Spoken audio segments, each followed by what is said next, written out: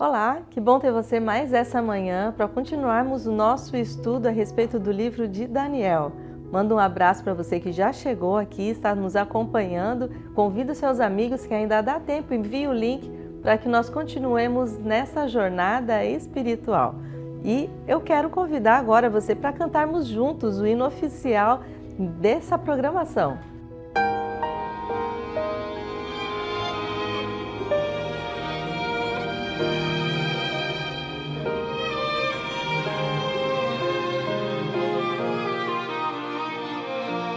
Se minha vida estiver nas mãos do Rei, sei que herdeiro do seu reino eu serei.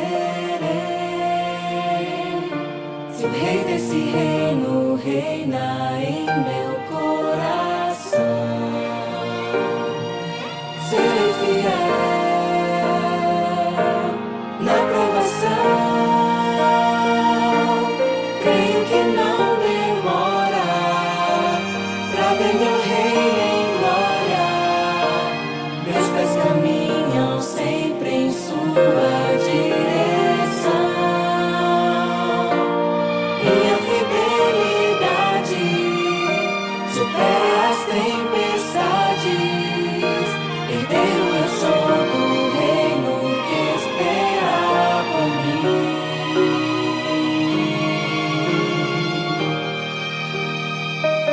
Se Deus das nações é soberano em meu viver,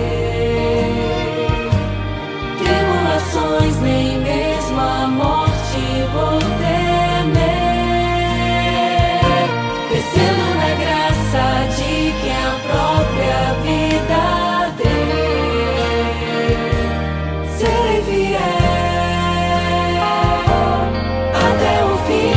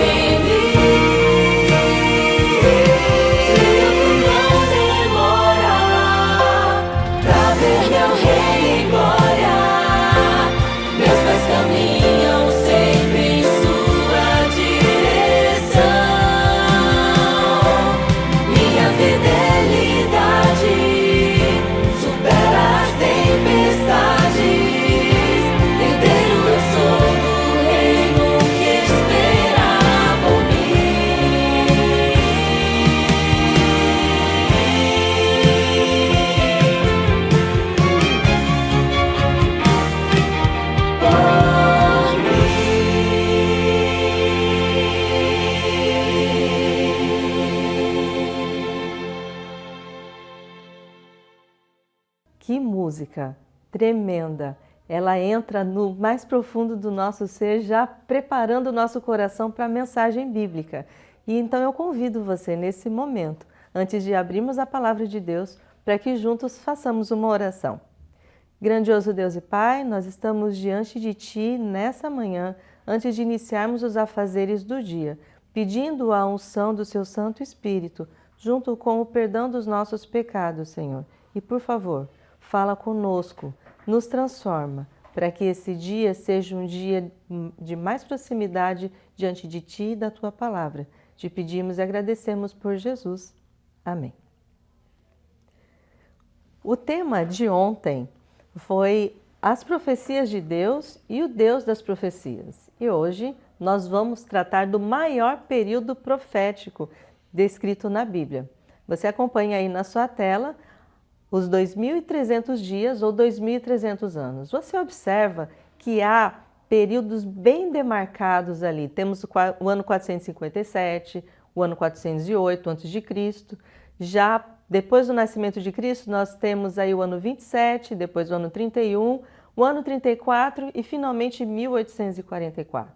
Essa profecia em especial, ela é bem importante para os adventistas do sétimo dia, porque nos coloca na linha do tempo da vontade de Deus para esse momento, para esse momento da história que nós vivemos, mas tem um início lá atrás, na época de Daniel.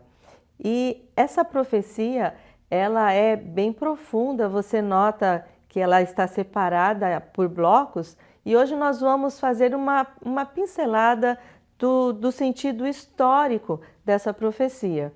Então, eu quero convidar você a darmos uma olhada no livro de Daniel, capítulos 2, 7, 8 e 9, como você acompanha aí. A profecia dos 2.300 anos, ela abrange esses capítulos. Começa em Daniel 2 com a estátua de Nabucodonosor. Você lembra que cada uma dessas partes é representada por um reino e todos eles passam.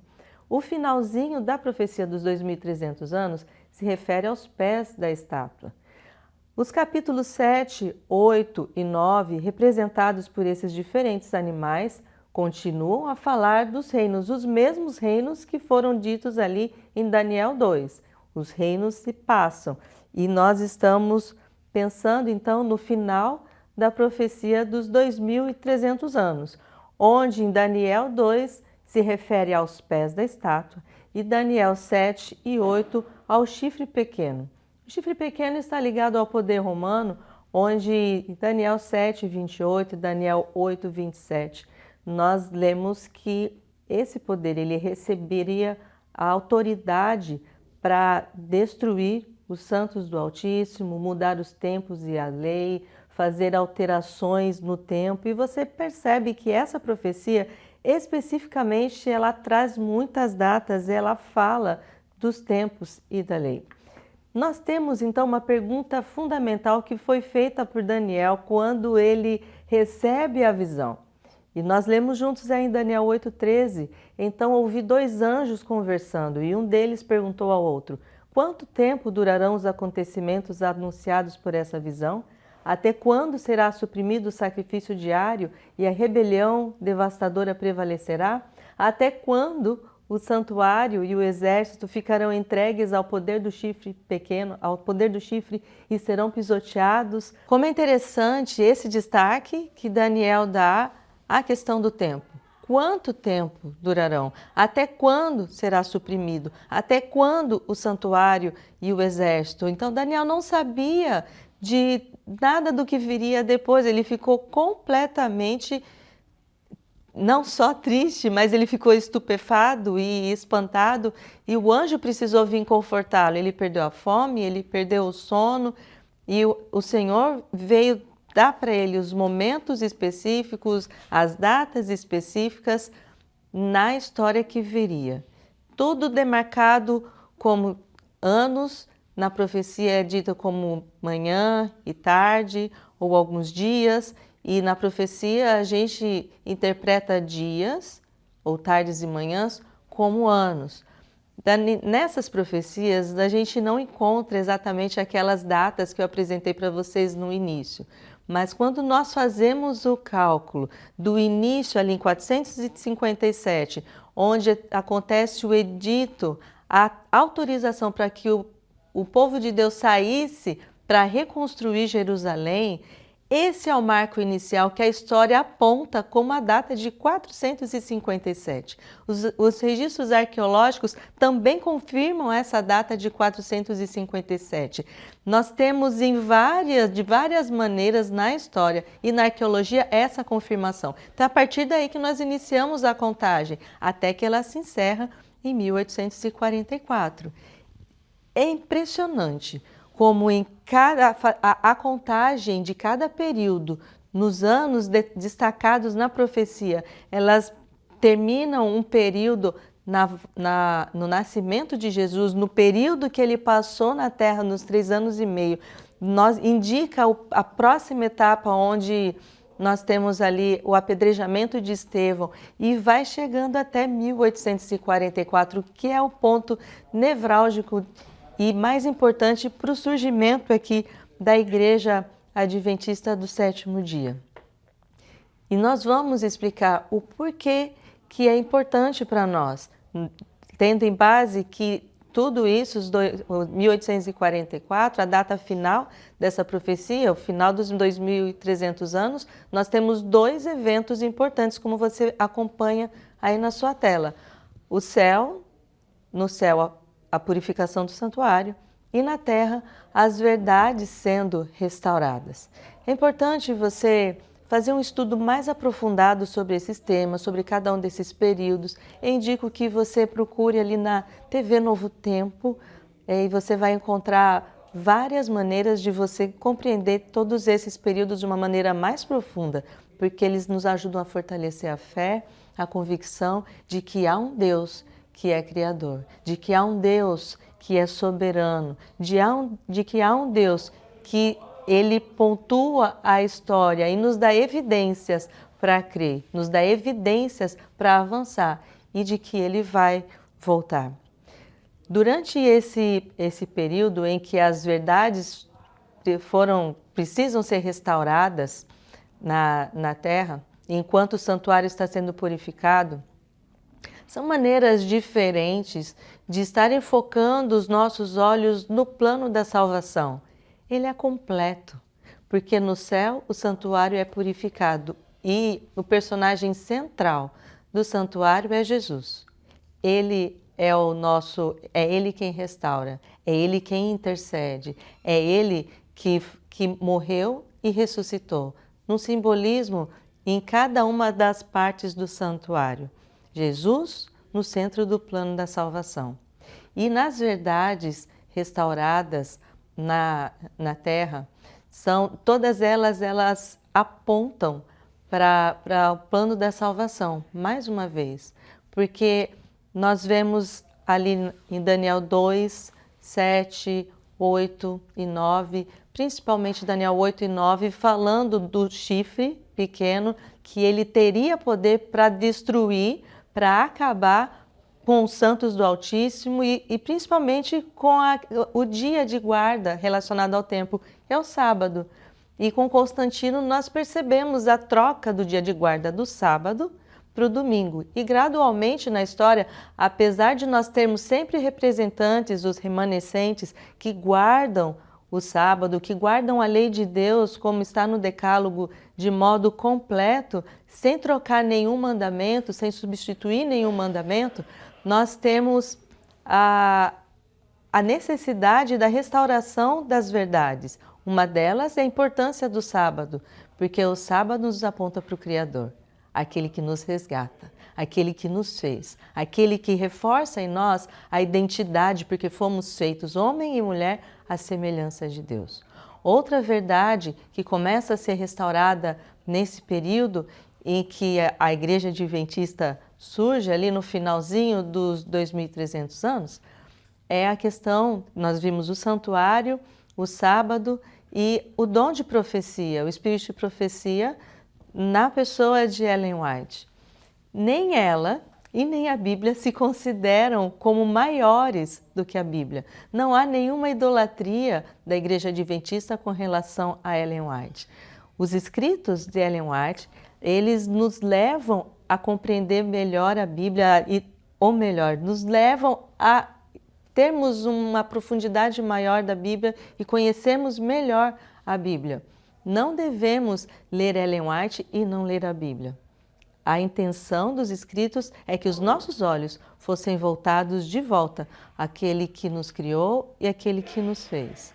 Uma outra verdade restaurada a partir desse momento também é a questão da reforma de saúde, porque o Senhor se comunica conosco por meio da mente, e uma mente limpa e pura, ela recebe bem melhor as verdades e compreende melhor as verdades e a questão do plano da salvação. Nós temos aqui uma imagem do Justiniano, aquele que era um governante do Império Romano, e ele colocou o Papa como governante de todos os sacerdotes, fazendo então de Roma a plenitude religiosa e política, numa interpretação que foi amparada tanto pela Igreja Adventista como por Martinho Lutero, Isaac Newton, João Calvino, João Knox. Então, aqui nós temos uma das evidências da questão da transferência, da mudança do sábado para o domingo, dando autoridade à Igreja Católica para que fizesse essa mudança, essa transferência. Outras mudanças, outros ataques à verdade que foram acontecendo ao longo do tempo e que o pastor Josanã destaca na leitura de hoje é com relação à intercessão. A Bíblia nos diz que o nosso intercessor, o único intercessor, é Cristo. E o contraponto que foi colocado é que os santos, eles são os nossos intercessores e podem perdoar pecados. E foi colocada a questão das indulgências e das penitências para a questão do perdão dos pecados.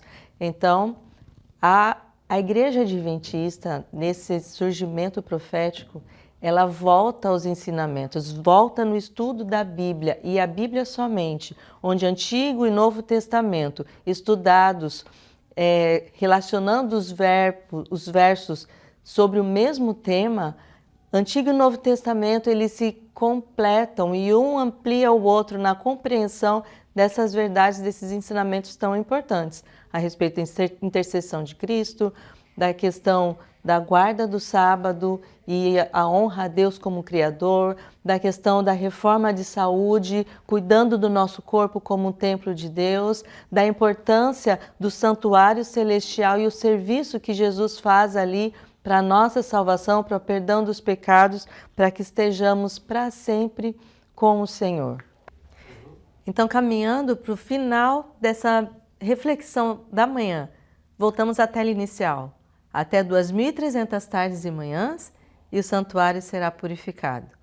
No céu, a mensagem de salvação, colocando os nossos olhos a Cristo.